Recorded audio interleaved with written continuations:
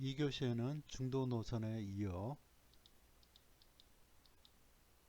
세 번째로 사회복지 정책의 이념 가운데 사회민주주의를 살펴보겠습니다. 사회민주주의의 개념 정의, 복지국가의 발달, 복지국가에 대한 태도와 사회민주주의를 부정적으로 보는 입장, 문제점, 결론, 사회민주주의의 한국적 수용 과제가 무엇인지를 살펴보겠습니다. 우선 개념 정의를 보면 사회민주주의는 폭력적인 혁명과 프롤레타리아 독재를 부정하고 의회 제도로서 민주주의 방법으로 사회주의를 실현하려는 사상 및 운동을 뜻합니다. 주로 영국의 페이비언주의, 독일 스웨덴 등의 사회민주주의자 등과 같이 의회주의를 통한 점진적인 개량을 통해 자본주의 국가를 개선시킬 수 있다고 믿는 온건적 민주사회적 입장입니다. 사회민주주의자들에게 복지국가는 자유방임적 자본주의에서 사회주의로 이행하는 중요한 단계인 것입니다. 이러한 사회민주주의 사상을 기반으로 하는 정당들은 특히 복지국가 발전에 지대한 영향을 미쳤는데요.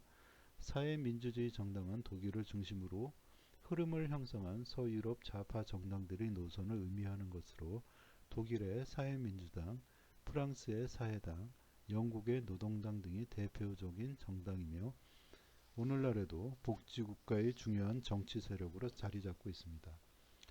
사회민주주의의 복지국가의 발달을 보겠습니다. 이러한 복지국가의 발달에 있어서 사회민주주의적 관점에서는 복지국가가 발달하게 된 원인에 관하여 사회민주주의자들이 보편적으로 지지하고 있는 진보적이며 집약된 이론은 아직 확립되지 못했습니다. 그래도 가장 근접한 이론으로 보는 것이 있는데 바로 노동계급 권력 모형입니다. 자본주의 사회에서는 노동자 계급과 자본가 계급이 있는데 복지국가는 자본계급 및 그 연합 세력과 대립했던 노동계급이 장기간에 걸쳐 투쟁한 결과이며 투쟁 과정은 노동조합과 노동계급의 정치 정당이 형성되면서 산업화 초기부터 시작되었다는 것입니다. 복지국가의 발달에 관한 이러한 견해는 복지 발달이 자본주의 체제의 결과인 인구 증가와 경제성장, 산업화, 관료제 등의 비정치적인 요인에 의해 불가피한 결과라고 보는 관점과는 대조적인 것입니다. 이때 상층 계급은 그들이 오랫동안 누려온 사회적 경제적 특권이 개혁운동에 의해 위협받는다고 느껴 개혁운동을 반대했는데 여기서 복지국가가 발달해야 하는 추가적인 중요한 이유를 들 수 있습니다. 그것은 상층 계급이 전쟁에 승리하기 위해 노동계급의 지지가 필요하다고 인식하였고 그렇다면 사회개혁을 인정했을 것이라고 주장하는 것입니다.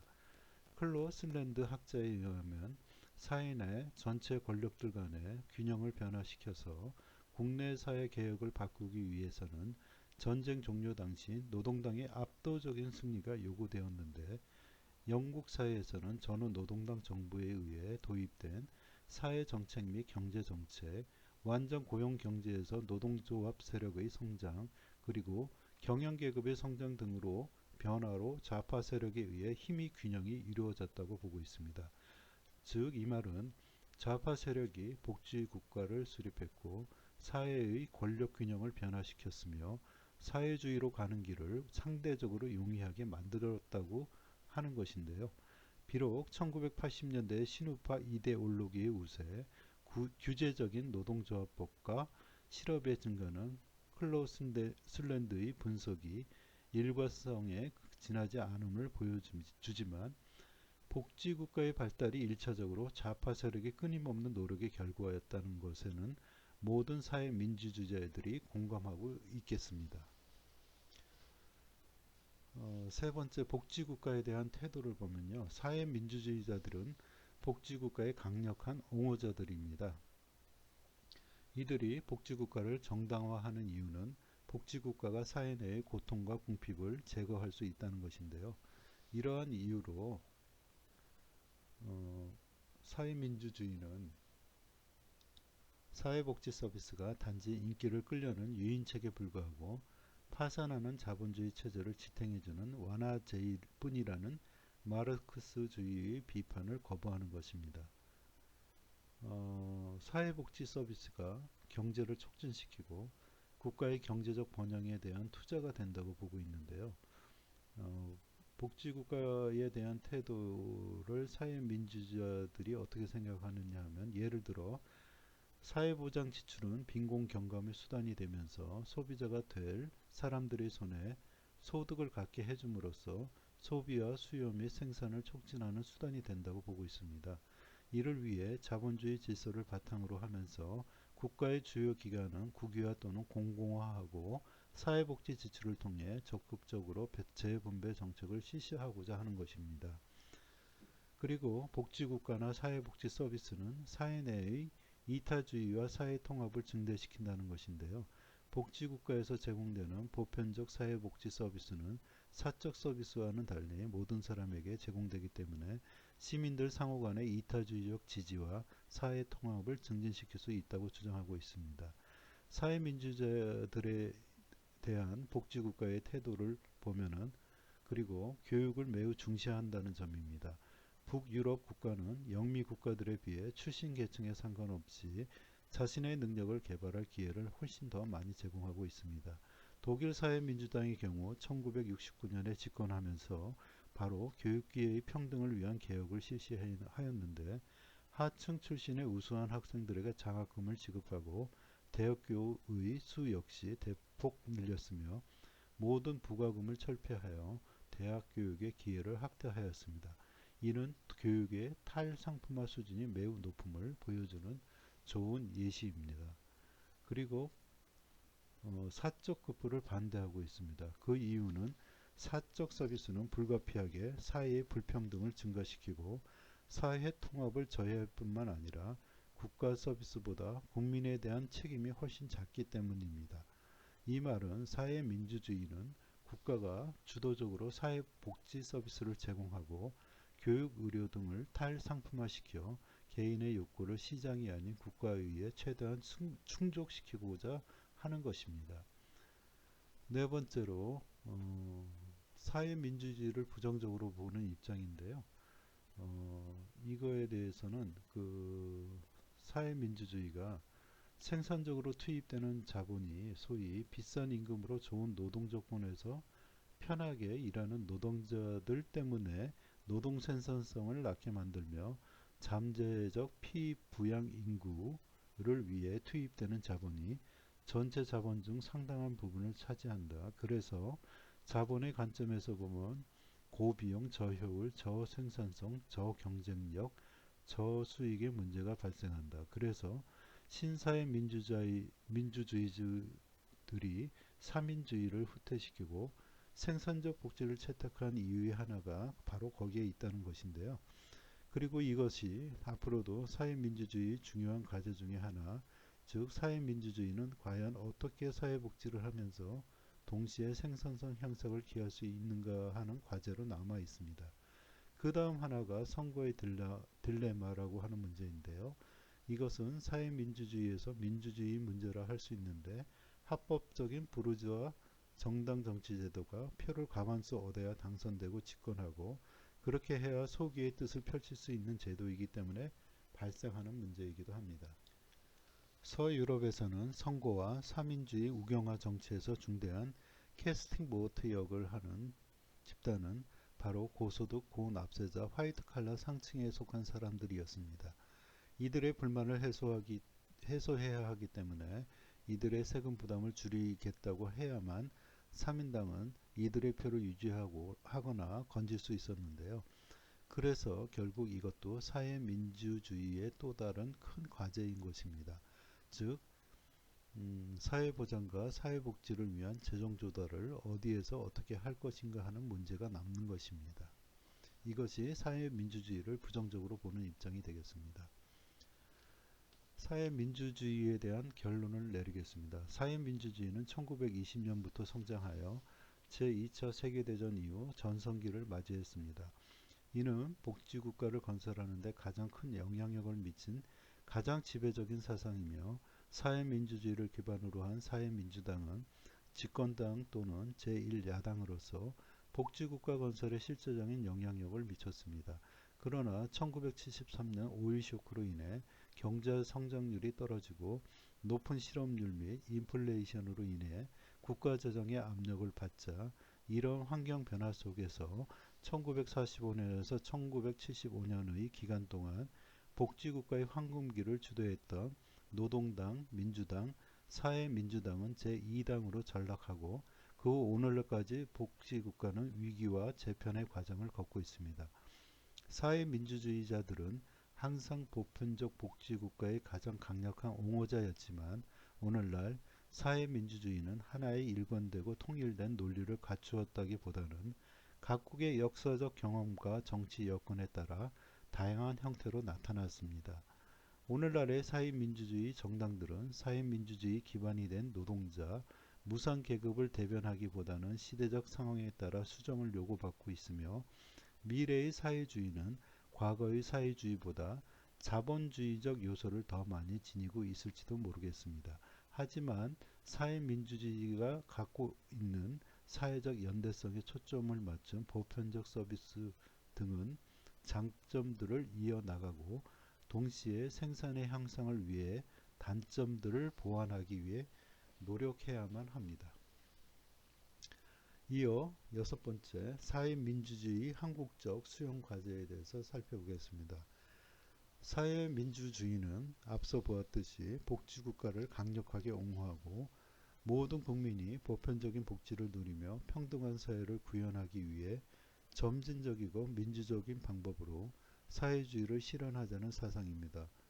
우리나라도 지금 사회민주 사상을 얼마나 수용하고 있으며 이것이 한국 사회가 발전하기 위한 방안이 될 수 있을까 하는 생각을 해보면 경제 살리기를 내걸고 출범한 이명박 정부 때의 그 정책 방향은 선성장 후복지이며 감세와 규제 완화로 시장 스스로 활력을 높이는 전략을 선택했습니다.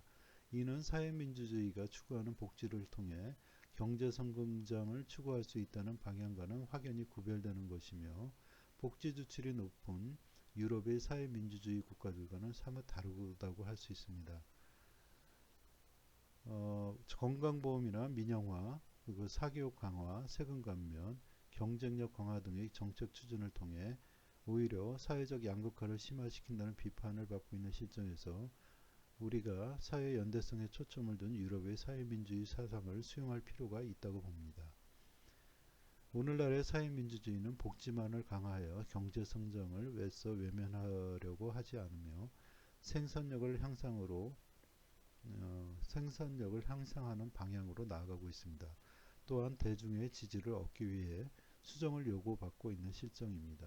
신자유주의 시대적 흐름 속에서 우리 사회가 나가야 할 방향이 무엇인지 우리나라의 특수성에 맞게 변형하여 수용 가능한 대안을 찾아야 할 것이라고 보고 있습니다. 다음으로 사회복지 정책의 이념 및 모형에서 마르크스주의에 대해서 알아보겠습니다. 마르크스주의 개념을 정의하고 복지국가의 발달, 복지국가에 대한 마르크스주의의 태도, 사회민주주의를 부정적으로 보는 입장, 잠깐 수정을 하겠습니다. 마르크스주의에 대한 개념 정의, 복지국가에 대한 태도, 결론 순으로 강의를 시작하겠습니다. 마르크스주의의 개념을 정의해보면 마르크스주의는 계급과 혁명으로 말할 수 있습니다. 마르크스의 계급 개념은 마르크스가 처음 제창한 것이 아니라 마르크스 이전의 공상적 사회주의 단계부터 이미 제창되어 왔는데요. 마르크스주의는 자본주의 경제를 계급 갈등과 착취로 바라보고 있습니다. 여기에서의 계급이란 생산시설을 소유한 자본가 계급과 노동력을 제공하는 노동자 계급 간의 갈등에 중심을 두고 있습니다. 따라서 역사의 발전과 사회의 구성이 착취 계급과 피착취 계급의 대립과 투쟁 속에서 변화해 왔다고 보고 있습니다. 따라서 국가의 개입을 통해서 생산수단을 공유함으로써 노동자의 권익을 보호하고 국가의 절대적 평등을 이룩해야 한다고 합니다. 이러한 마르크스에게 역사의 동의는 인간의 의식주 문제를 해결하는 생산수단의 발전에 있었습니다. 사회 문제의 원인을 착취계급이라는 것은 자본가를 말하고요. 피착취계급은 노동자입니다. 그러니까 자본가와 노동자 간의 투쟁의 역사라고 바라보고 있는 것이 마르크스주의인데요. 비단 마르크스주의뿐만 아니고 사회주의 전반의 생각과 유사하기도 합니다. 다만 마르크스주의는 이러한 평등적 사회가 점진적 사회 변화를 통해서 이루어지는 것이 아니라 혁명을 통해서 이루어질 수 있다고 이야기를 하고 있다는 점에서 여타 사회주의 이념과 대별되는 마르크스주의만의 고유한 특성을 보이고 있습니다. 여기서 마르크스의 두 번째 특징이 혁명사상이 나오고 있습니다. 마르크스주의는 자본주의 문제점에 중점을 두고 이러한 체제는 종국에는 붕괴될 수밖에 없다고 보고 있는데요. 자본주의의 번영은 생산력 규모의 세계적인 확대와 엄청난 양의 잉여가치 창출에 기초하고 있는데 잉여가치는 고스란히 자본가의 몫으로 된다는 그런 주장입니다. 내재적인 모순에 시달리고 있는 자본주의는 그러나 번영을 지속할 수는 없다. 가장 중요한 사실은 자본주의가 모든 인간들을 상품화함으로써 개성을 말살시킨다는 점이다. 이런 식으로 자본주의는 자매를 초래하고 자본주의로 말미암아 계급투쟁은 결정적인 국면을 맞이하며 명백한 착취로 인해 완전히 인간성을 상실하게 된 프롤레타리아트는 마침내 공동 목표를 향해 단합할 수 있게 된다. 그리하여 프롤레타리아트가 승리가 임박하고 계급 없는 이상사회가 실현되기에 이른다. 결과적으로 혁명을 통해 프롤레타리아의 이익을 대변하는 전 세계적인 사회가 이루어질 것이라고 보고 있다. 이는 역사적으로 지속되어 오던 계급을 소멸하게 될 것이다. 이렇게 보고 있습니다.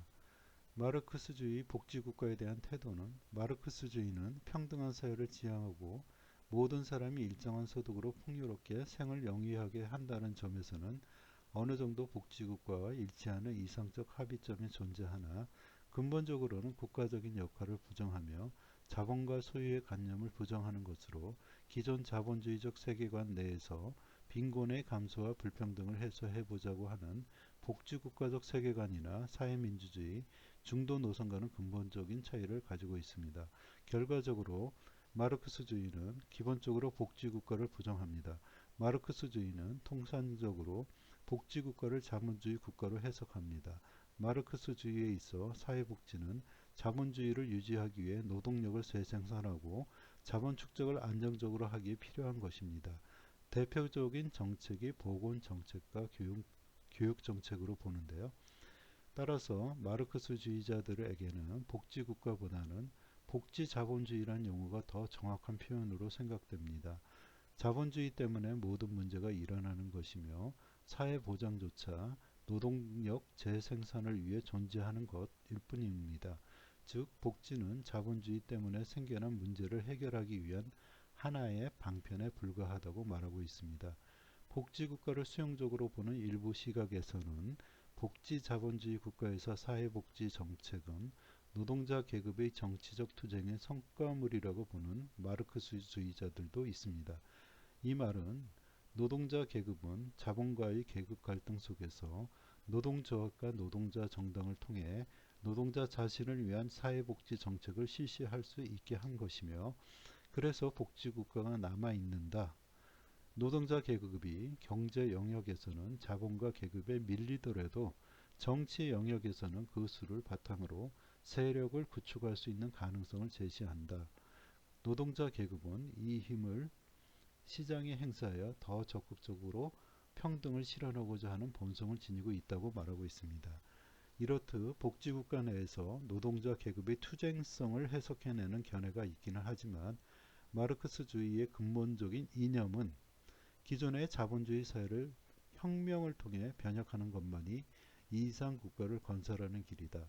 하지만 이러한 마르크스주의의 계급적 시각에 대해서 권력과 계층이 다변화되어 있다고 보여지는 현대사회에서는 마르크스의 계급적 사고의 근본적인 의문을 제기합니다. 자본가와 프롤레타리아는 기존 두 계급 간의 갈등이 남자와 여자, 노인과 아이, 의사와 환자 등 여러 사회 현상 속의 계급 계층 간의 갈등으로 다변화됨에 따라 마르크스주의가 이러한 점에 충분한 해법이 되지 못함을 이야기하고 있습니다. 최근 포스트 마르크스주의의 경우에는 다변화된 사회의 특성을 반영하려는 경향성을 보이고 있는데요. 페미니즘과 생태주의 등 각 사회적인 다양한 문제에 대한 접근을 통해 우리가 추구해야 할 이상적 지향점을 달리할 필요가 있다고 생각합니다. 마르크스주의의 개념 정의와 복지국가에 대한 태도를 보고 결론을 내리면 다음과 같습니다. 마르크스주의는 자본주의 사회와 복지와 국가 간의 관계를 보여주는 데 많은 영향을 주었습니다. 이러한 관점에서는 자본주의 사회 내의 복지가 계급 투쟁적인 성과물로서 존재함과 동시에 자본주의 국가의 정당화 기능을 수행하는 데 필수적인 것입니다. 마르크스주의가 궁극적으로 지향하는 사회는 복지국가를 인정하지 않으나 현대의 포스트 마르크스주의와 네오 마르크스주의는 현실적으로 복지국가를 인정하고 그 사회 내에서의 계급 또는 문제를 평등이라는 관점으로 해석해내려는 시도를 하고 있습니다. 이들은 복지 정책을 실현시키는 주체를 노동자들이라고 생각하며 복지국가에 대한 대안적인 사회 형태를 찾기 전까지 유보적인 입장입니다. 그러나 이들이 복지국가를 완전히 인정하는 것은 아니며 현재 복지국가는 자본주의 국가의 정당화와 자본의 축적 기능 및 배분의 공통적 구조적인 모순으로 인해 위기에 처할 것이라는 관점을 가지고 있다는 점을 결론으로 내릴 수 있겠습니다. 마르크스주의에 이어 사회복지정책의 이념 다섯 번째 페미니즘에 대해 살펴보겠습니다. 페미니즘의 개념 정의, 복지국가의 발달, 그리고 복지국가에 대한 태도면을 살펴보겠습니다. 페미니즘의 관점은 남성은 공적 부문, 여성은 사적 부문, 즉 생산 영역과 재생산 영역으로 철저하게 구분하는 남성과 여성의 이원화에 대한 문제의식에서 출발하는데요. 성평등적 관점은 일반적으로 크게 네 가지로 구분하고 있습니다. 첫 번째는 법과 제도의 개혁을 통해 성불평등을 해결할 수 있다고 보는 자유주의적 페미니즘과 두 번째로 자본주의를 비판하는 마르크스주의적 페미니즘, 셋째 가부장 제도를 주로 비판하는 급진주의적 페미니즘, 네 번째로 자본주의와 가부장 제도 모두를 비판하는 사회주의적 페미니즘으로 구분할 수가 있습니다. 자유주의적 페미니즘은 성불평등의 근원을 보수주의적 관습과 제도에 기인한 것으로 인식하고 정치적, 교육적, 법적 부분에서의 기회를 균등하게 함으로써 여성의 불평등 문제가 해소될 수 있는 것으로 보았습니다. 자유주의적 페미니즘은 성적 불평등의 근원을 역사적 사회구조적 맥락에서 파악한 것이 아닌 기존 질서 내의 제도적인 차별 현상으로 파악하고 근원적인 해결보다는 부분적인 변화에 그칠 뿐이라는 비판에 직면하여 또한 자유주의 페미니즘은 부르주아 계급이나 중산층의 지식인 여성들을 중심으로 전개되어 왔기 때문에 일부 지배계급 여성들의 권리만 확정시켰을 뿐 하층 계급 여성들의 성과 계급적 모순에 대해서는 간과하고 있다는 한계점이 있습니다.